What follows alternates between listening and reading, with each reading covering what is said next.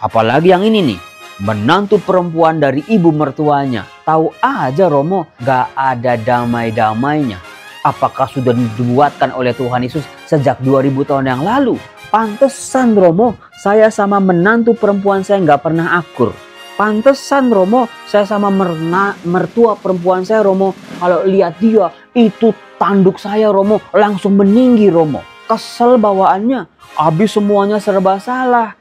Salam damai sejahtera saudara-saudaraku yang terkasih pencinta firman Tuhan. Berjumpa kembali dengan Bible Learning with Father Joseph edisi Jalan-Jalan Lagi, edisi ke-202.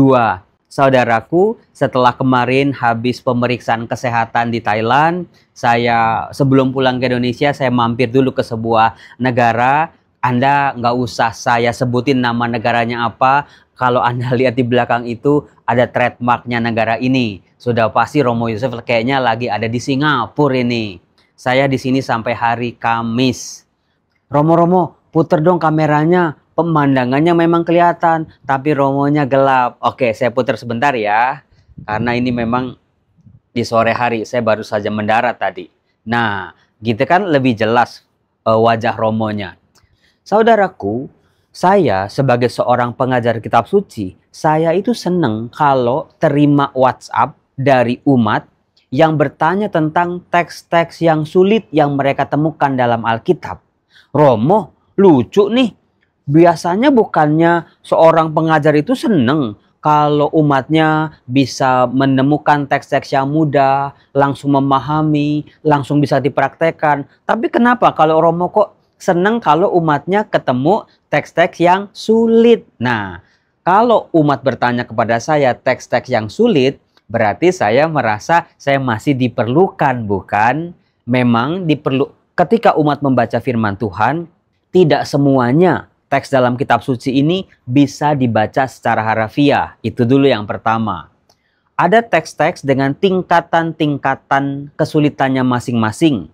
Ada tingkat yang sangat mudah, sekali baca langsung ngerti. Misalnya yang kemarin, di dalam nubuat Yesaya, ketika Allah sendiri berfirman, "Basuhlah dirimu, cucilah dirimu dari segala kejahatanmu." Wah, itu mah nggak usah belajar kitab suci, nggak usah ikut kursus kitab suci, langsung ngerti bukan? Tetapi ada level kedua, yaitu teks-teks yang memerlukan pemahaman. Hening sejenak, baru ngerti. Nah itu maksudnya. Teks-teks yang membutuhkan si pembacanya ini untuk hening dulu. Beberapa saat, lalu nanti ngerti misalnya. Misalnya teks-teks soal Mazmur, tentang Amsal, bagaimana isinya puisi. Apakah Anda tahu itu bait pertama dalam puisi Ibrani itu selalu ada kaitannya dengan bait kedua. Jadi kalau Anda baca Mazmur itu jangan lempeng-lempeng aja, dinikmati tuh lapisan-lapisannya. Anda pernah makan nggak kue lapis? Pernah Romo? Cara Anda makan kue lapis bagaimana? Langsung kunyah gigit gitu atau dikupas satu-satu? Romo, kalau saya suka dikupas satu-satu. Itulah cara membaca teks-teks puisi seperti nubuat-nubuat para nabi, Amsal, kebijaksanaan, Yesus bin Sirak, Mazmur, pengkhotbah. Itu kan ada baris-barisnya karena aslinya itu adalah bentuknya puisi. Nah, itu harus dibaca tuh sampai selesai baru ngerti. Nah, teks yang ketiga adalah yang memerlukan perhatian khusus adalah ketika teksnya berbicara soal simbol. Menggunakan banyak simbol. Romo, kenapa sih teks kitab suci ketika Tuhan Yesus bersabda, ketika Allah bersabda, ketika penulis kitab suci mengungkapkan pengalamannya bersama Allah, kenapa memerlukan simbol? Karena bahasa manusia, apapun bahasanya ya, bahasa Ibrani, Yunani, Aram, Inggris, Indonesia, itu nggak cukup untuk bisa menangkap pengalaman bersama Allah secara utuh. Nggak cukup, terbatas. Kayak misalnya, tadi saya baru diajak makan durian musangking. Itu seumur hidup saya nggak pernah beli, karena menurut saya durian itu mahal sekali ya. Tapi tadi saya diajak untuk makan. Kalau saya diminta untuk bercerita dengan Anda, Romo, tadi rasa duriannya, rasanya gimana? Durian musangking. Saya nggak bisa mendeskripsikan. Gimana manis, bedanya sama kolak apa? Legit, sama lapis legit bedanya apa? Kuning ya sama permen bedanya apa? Nah, maka diperlukan bahasa simbolis, simbol-simbol. Misalnya ketika tadi durian itu saya cium, wah baunya seperti bunga di padang gurun yang harum semerbak misalnya. Tadi ketika saya gigit itu begitu halus dan lembut seperti mendengar suara bidadari. Misalnya, bagaimana enaknya durian itu dilukiskan dengan simbolisme. Lebih hidup, Anda bisa membayangkan lebih mudah, lebih luas lagi bukan? Nah, demikian juga dengan teks-teks dalam kitab suci level 3 ini yang seringkali menggunakan simbol-simbol. Misalnya Mazmur bab 23. Tuhanlah gembalaku, takkan kekurangan aku. Ia membaringkan aku di padang rumput yang hijau. Ia menenangkan jiwaku. Ia membawa aku ke aliran air yang jernih. Nah, seperti itu bukan berarti Tuhan itu gembala kita itu kayak domba. Itu simbolisme. Kalau Anda baca kitab Kidung Agung, wah itu isinya simbol semua. Nah, kalau teks kitab suci berbicara soal simbol-simbol seperti ini, tidak bisa dibaca secara harafiah. Akan ngawur, akan keliru. Yang tingkat keempat adalah ketika teks kitab suci sudah dibaca pakai simbol, sudah hening sejenak, sudah dibaca berkali-kali, sudah dibolak-balik, sudah. Tapi kok nggak keluar Romo? Nah itu loh level keempat ini yang seringkali umat langsung WhatsApp kepada saya. Romo gimana nih? Susah banget nih. Masa Tuhan Yesus ngomong begini? Masa Allah ngomong begini? Misalnya kayak gitu ya. Nah ada beberapa macam alat-alat bantu sebetulnya saudara-saudara. Supaya kita bisa memahami teks-teks dengan berbagai macam levelnya ini. Saya seringkali Bible Learning ini selalu menghadirkan sejarah 2000, 3000, 4000 tahun yang lalu di Timur Tengah sana, di daerah Israel sana ada apa? Karena kitab suci itu adalah buah permenungan manusia akan sabda Allah yang lahir dari konteks sejarahnya. Kitab suci secara sadar tidak bisa dipotong begitu saja dari konteks sejarahnya. Bagaimana kehidupan orang-orang Israel pada waktu itu, bagaimana keadaan politiknya, bagaimana keadaan ekonominya, bagaimana relasinya dengan tetangga-tetangganya, bagaimana kehidupan rohani mereka, misalnya seperti itu. Apakah waktu itu mereka sedang dijajah? Apakah waktu itu mereka sedang menjadi bangsa merdeka? Apakah waktu itu mereka lagi makmur? Apakah mereka waktu itu lagi menderita? Itu tidak bisa dilepas dari konteks sejarahnya. Maka pemahaman manusia, kita sebagai pembaca kitab suci akan sejarah perjanjian lama, sejarah perjanjian baru itu menjadi sangat penting. Itulah yang saya hadirkan selalu dalam video-video Bible Learning bukan? Kemudian juga peta. Kita kan nggak tahu itu Galilea di mana, Yerusalem di mana, Nazaret di mana, Kanaan di mana, Mesir di mana. Nah dengan peta cek aja di Google The Map of the Ancient Near East. Misalnya, langsung keluar itu sangat membantu kita pasti.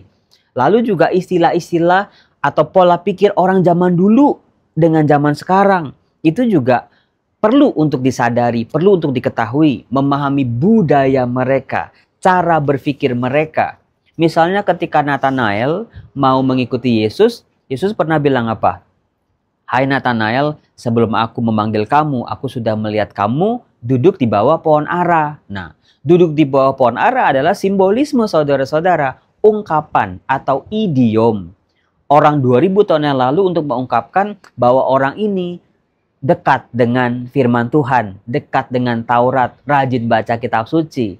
Kan nggak ada sambung-sambungannya itu. Nggak bisa dibaca secara harafiah, duduk di bawah pohon ara, kok ada kaitannya menjadi orang yang suka rajin baca kitab suci. Maka perlu dipelajari. Nah, kemudian saudara-saudara, selain itu bahasa mau nggak mau belajar bahasa asli. Yunaninya, Ibraninya apa. Kalau bisa dibantu juga dengan terjemahan bahasa Inggrisnya. Banyak umat bertanya kepada saya, Romo teks bahasa Inggris yang mana Romo yang bisa dibaca? Anda bisa baca misalnya New Revised Standard Version, itu bagus. Atau Jerusalem Bible juga boleh dibaca, silahkan, sangat membantu pastinya. Atau kitab suci edisi studi itu akan ada petanya, penjelasannya. Silakan dipakai itu semua. Mudah-mudahan membantu kita. Nah, dalam Injil Matius bab 10 ayat 34 misalnya. Itu kata-kata Tuhan Yesusnya susah untuk dipahami itu saudara-saudara. Mari kita lihat. Di sana Tuhan Yesus berkata seperti ini. Pada suatu ketika Tuhan Yesus bersabda kepada para muridnya, "Jangan kalian menyangka bahwa aku datang untuk membawa damai di atas bumi." Coba, itu sih dibacanya bagaimana Romo? Sesuai konteks sejarahnya kah? Keadaannya kah? Atau itu simbol kah? Atau bahasa Ibraninya, Yunaninya bagaimanakah? Katanya kan Tuhan Yesus memberikan damai. Ketika bangkit, hal yang pertama yang diberikan oleh Tuhan Yesus adalah mengembuskan Roh Kudus dan salam damai sejahtera bagi kamu. Tapi kenapa di Matius bab 10 ayat 34 Tuhan Yesus sendiri berkata loh, "Jangan kalian menyangka bahwa aku datang untuk membawa damai di atas bumi." Lah lu, kalau bukan damai berarti perang dong. Kalau bukan damai lalu apa? Bukankah ajaran Tuhan Yesus itu cinta kasih? Kok tidak mengajarkan damai? Nah, yang seperti itu perlu dipahami dengan baik saudara-saudara.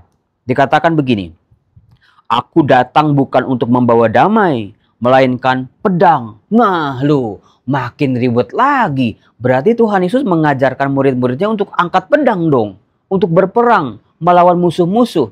Padahal waktu di Taman Getsemani aja, Petrus bawa pisau kecil ya. Dia mengiris telinganya Markus aja dilarang sama Tuhan Yesus bukan? Malah telinganya disembuhin lagi. Di satu sisi Tuhan Yesus anti kekerasan, tapi kenapa di sini Tuhan Yesus sendiri berkata, "Aku datang untuk membawa pedang, bukan damai." Nah, bingung lagi. Kalimat yang tadi aja yang pertama belum kelar, udah dipusingin lagi sama yang ini. "Sebab aku datang untuk memisahkan orang dari ayahnya, anak perempuan dari ibunya, menantu perempuan dari ibu mertuanya, dan musuh orang ialah seisi rumahnya." Nah lo, waduh, kayaknya kok nggak konsisten dengan pengajaran Yesus di bagian-bagian yang lain. Yang selalu mengajarkan belas kasih, pengampunan, damai, berelasi dengan sesama, mereka yang membutuhkan. Yesus memberkati anak-anak, bukan? Yesus sendiri lahir dari keluarga kudus Nazaret. Kok begini sih Romo? Apakah artinya ini kalau orang Kristiani ya udah anak sama orang tua nggak bisa damai gitu, harus terpisah misalnya. Tadi anak perempuan dari ibunya, waduh bisa berabe itu. Kemudian juga orang dari ayahnya, apalagi yang ini nih, menantu perempuan dari ibu mertuanya. Romo. Tahu aja Romo, nggak ada damai-damainya. Apakah sudah dibuatkan oleh Tuhan Yesus sejak 2000 tahun yang lalu? Pantesan Romo, saya sama menantu perempuan saya nggak pernah akur. Pantesan Romo, saya sama mertua perempuan saya Romo, kalau lihat dia itu tanduk saya Romo langsung meninggi Romo. Kesel bawaannya, habis semuanya serba salah, selalu dibanding-bandingin, selalu nggak pernah becus, selalu dianggap mertua yang jahat, mertua yang galak, sok ngatur dan lain sebagainya. Apakah seperti itu saudara-saudaraku yang terkasih? Saya bacain dulu ya. "Barang siapa mengasihi bapa atau ibunya lebih daripadaku, ia tidak layak bagiku." Aduh Romo, ini juga sama nggak ngertinya. Mencintai Yesus tapi nggak boleh lebih kecil dari mengasihi anak dengan orang tua. Bukankah Romo di 10 perintah Allah juga ada perintah? Perintah keempat bukan? Hormatilah orang tuamu. Saudara-saudara yang terkasih, saya yakin dan percaya ketika Anda baca ayat-ayat ini, Anda pun geleng-geleng bukan? "Barang siapa mengasihi putranya atau putrinya lebih daripadaku, ia tidak layak bagiku." Pantesan Romo, bapak saya itu demen banget di gereja, gak pernah ngurus anak Romo. Wah ada perintahnya begini, apakah teksnya harus dibaca seperti itu? "Barang siapa tidak memikul salibnya dan mengikuti aku, ia tidak layak bagiku." Wah ini sih ngerti Romo, kita harus mikul salib kan? Kalau kita pikul salib baru kita bisa bangga sebagai murid Tuhan. "Barang siapa mempertahankan nyawanya, ia akan kehilangan nyawanya. Barang siapa kehilangan nyawanya demi aku, ia akan memperolehnya kembali. Itu meskipun susah tapi bisa ngerti Romo. Orang hidupnya harus berkorban demi Allah. Itu ngerti Romo. Barang siapa menyambut kalian, ia menyambut aku. Barang siapa menyambut aku, ia menyambut dia yang mengutus aku. Itu ngerti Romo. Nah, ditambah lagi nih di ayat 41. Barang siapa menyambut seorang nabi sebagai nabi, ia akan menerima upah nabi. Oh, berarti nabi itu ada upahnya ya Romo ya. Lalu nabi itu siapa Romo? Gitu. Dalam perjanjian baru bukankah udah nggak ada nabi? Barang siapa menyambut seorang benar sebagai orang benar, ia menerima upah orang benar. Romo, ini rada-rada nggak ngerti nih kalau bagian ini. Barang siapa memberi air sejuk secangkir saja kepada salah seorang yang kecil ini, karena ia muridku, aku berkata kepadamu, sungguh ia takkan kehilangan upahnya. Nah, saudara-saudara yang terkasih, gimana ini? Nah, untuk membantu Anda memahami teks-teks seperti ini, Anda harus bisa memahami soal gaya bahasa, gaya sastra, gaya orang zaman dulu 2000 tahun yang lalu di Yahudi di Israel sana ya, di Timur Tengah sana, seringkali seorang guru itu ketika berkata-kata tentang kebenaran tidak langsung to the point. Kenapa Romo?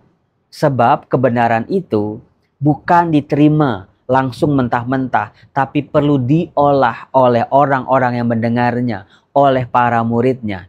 Maka seringkali Tuhan Yesus menggunakan gaya bahasa superlatif. Gaya bahasa superlatif. Jadi gaya bahasa yang tadi yang dipakai oleh Tuhan Yesus adalah salah satu contoh gaya bahasa superlatif. Artinya apa Romo? Dilebih-lebihkan. Supaya apa? Satu, menarik perhatian para pendengarnya. Murid-muridnya yang lagi ngantuk-ngantuk gitu, yang lagi nggak fokus, langsung melek pasti. Langsung memperhatikan. Keuntungan dari gaya bahasa superlatif ini saudara-saudara, pendengar atau pembaca jadi tahu sebetulnya apa yang harus mereka sikapi terhadap ajaran ini. Ternyata tidak bisa diterima secara spontan, tidak bisa diterima secara mentah-mentah, tapi perlu pengendapan. Misalnya, Anda seringkali bukan ketika ngomel sama orang di rumah ya, Anda udah capek nyapu, Anda udah capek ngepel, Anda udah capek masak, lalu orang anak-anak di rumah atau pasangan itu berantakin lagi. Lalu Anda ngomel apa? Saya hancurin aja sekalian rumah ini ya. Nah itu maksudnya gaya bahasa superlatif. Bukan Anda maunya menghancurkan rumah, tapi supaya menarik perhatian dari orang-orang serumah. Itu maksudnya. Nah, lalu masuk ke konten. Kenapa Tuhan Yesus mengatakan tidak membawa damai tetapi pedang? Konteksnya adalah Tuhan Yesus bernubuat. Nanti ajarannya, para muridnya ini akan dimusuhi. Nah ini maksudnya. Akan ada perpisahan antara kelompok Yahudi dengan kelompok para pengikut Yesus. Maksudnya itu.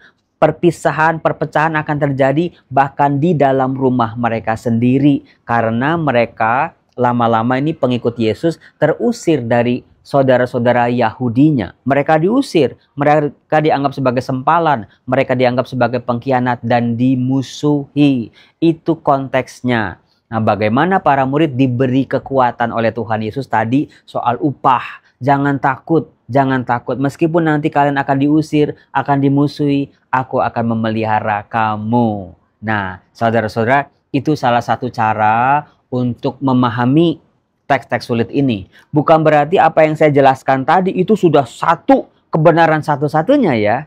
Bisa jadi teks seperti ini bisa didalami terus, sampai kita menemukan kebenaran firman yang berbicara dalam diri kita. Jangan takut sebagai pengikut Kristus, meskipun besar tantangannya, besar rintangannya. Itu maksudnya saudara-saudara. Ternyata teks ini sangat amat berbunyi untuk para rasul di kemudian hari maupun bagi kita. Beruntunglah Anda yang lahir dari keluarga Kristiani. Tetapi banyak saudara-saudara kita harus berpindah dan akhirnya mengalami permusuhan dan perpecahan, bukan? Kita doakan mereka juga. Semoga mereka menemukan damai sebagai murid-murid Tuhan. Saya mau jalan-jalan dulu, mau ikut saya nggak? Saya mau belanja oleh-oleh apa ya? Mau kuliner apa ya? Kayaknya sekarang kalau setelah saya cek kesehatan, kayaknya kalau mau makan itu udah pikir-pikir lagi. Sayang karena udah turun 5 kilo, bayangin. Bye!